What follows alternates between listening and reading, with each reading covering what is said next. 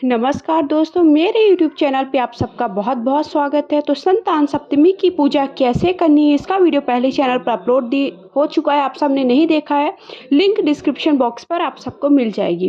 भाद्रपद मास के शुक्ल पक्ष की सप्तमी तिथि को संतान सप्तमी और अनंत सप्तमी के नाम से जाना जाता है। भविष्य पुराण में बताया गया है कि सप्तमी तिथि भगवान सूर्य को समर्पित है। सप्तमी तिथि के दिन भगवान सूर्य की पूजा अर्चना करने से आरोग्य और संतान सुख की प्राप्ति होती है।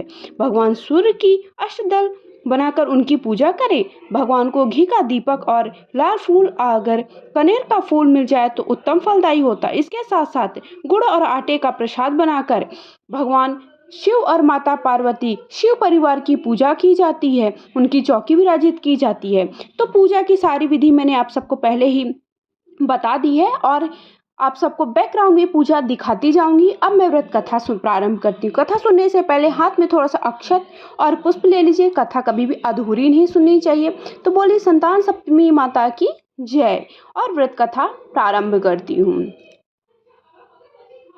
संतान सप्तमी व्रत संतान सुख प्रदान करने वाला व्रत है। इस व्रत से संतान को आरोग्य और दीर्घायु प्राप्त होती है।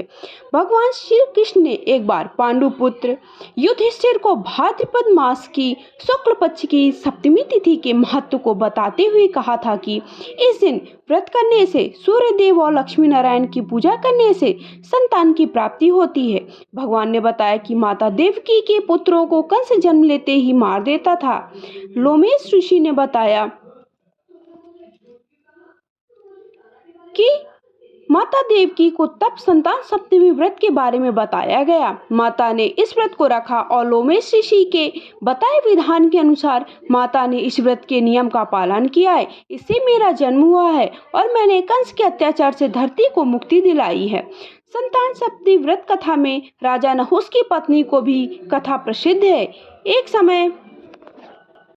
एक बार श्री कृष्ण ने युधिष्ठिर को बताया कि किसी समय मथुरा में लोमेश ऋषि आए थे। मेरे माता पिता देवकी और वासुदेव ने भक्ति पूर्वक उनकी सेवा की तो ऋषि ने उन्हें कंस द्वारा मारे गए पुत्रों के शोक से उबरने के लिए आदेश दिया। हे देवकी, कंस ने तुम्हारे कई पुत्रों को पैदा होते ही मारकर तुम्हें पुत्र शोक दिया है। इस दुख से मुक्त होने के लिए तुम संतान सप्तमी का व्रत करो। राजा नहुस की रानी चंद्रमुखी ने भी व्रत किया था, तब उनसे भी पुत्र नहीं मरे। यह व्रत तुम्हें वे पुत्र शोक से मुक्त करेगा। देवकी ने पूछा, हे देव, मुझे व्रत का पूरा विधि विधान बताने की कृपा करें ताकि मैं विधि पूर्वक व्रत संपन्न करूं। लोमेश ऋषि ने उन्हें व्रत का पूजन विधान बताकर व्रत कथा भी बताई।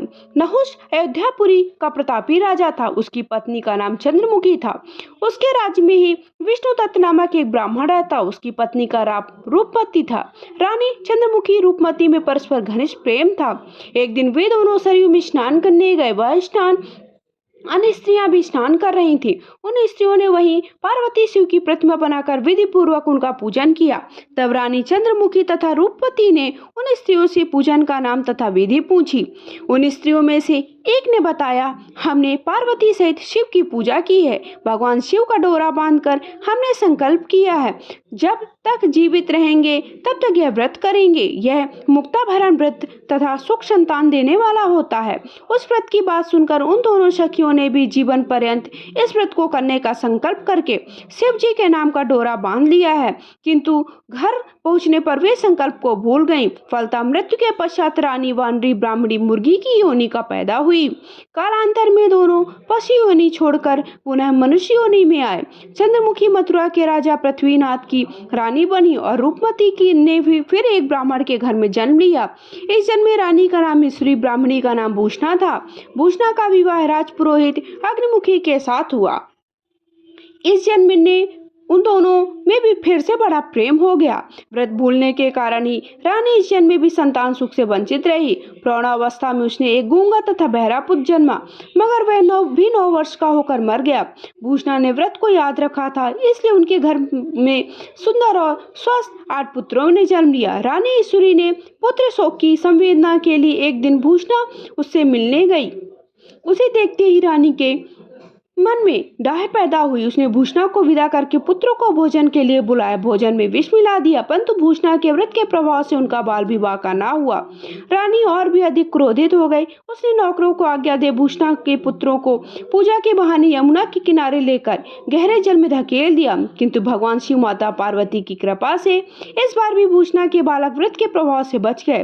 रानी ने जल्लादों को बुलाकर आज्ञा दी कि ब्राह्मण बालकों को वध स्थल पर ले जाकर मार डालो, किंतु जल्लादों द्वारा बेहद प्रयास करने के बाद भी बालक न मर सके। यह समाचार सुनकर रानी को आश्चर्य हुआ। उसने भूषणा को बुलाकर सारी बात बताई, फिर क्षमा याचना करके उनसे पूछा, किस कारण से तुम्हारे बच्चे नहीं मर रहे हैं?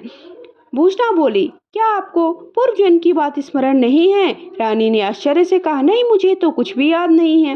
तब उसने कहा, सुनो, पूर्व जन्म में तुम राजा नहुस की पत्नी थी, मैं तुम्हारी सखी। हम दोनों ने एक भगवान शिव का डोरा बांधकर संकल्प किया था कि जीवन पर्यंत संतान सप्तमी का व्रत करेंगे, किंतु दुर्भाग्यवश हम भूल गए और व्रत की अवहेलना होने के कारण विभिन्न योनियों में जन्म लेते ही फिर मनुष्य जन्म को प्राप्त हुए हैं। अब मुझे उस व्रत को याद हो गई है, मैंने उसको व्रत किया है। उसी के प्रभाव से मेरे पुत्रों को चाहकर भी तुम ना मार सकी हो।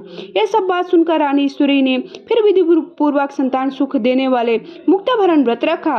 तब व्रत के प्रभाव से रानी पुनः गर्भवती हुई और एक सुंदर बालक को जन्म दिया। उसी समय से पुत्र प्राप्ति और संतान की रक्षा के लिए यह व्रत प्रचलित है, अर्थात संतान की सुख और उसके सौभाग्य, उसके आयु दीर्घायु होने के लिए व्रत अवश्य करना चाहिए। तो संतान सप्तमी का व्रत आप सबको कैसे करना है, इसका वीडियो आप सबको स्क्रीन पर दिख रहा है। वीडियो पसंद आए तो लाइक शेयर करके चैनल को सब्सक्राइब अवश्य करें। जय माता रानी।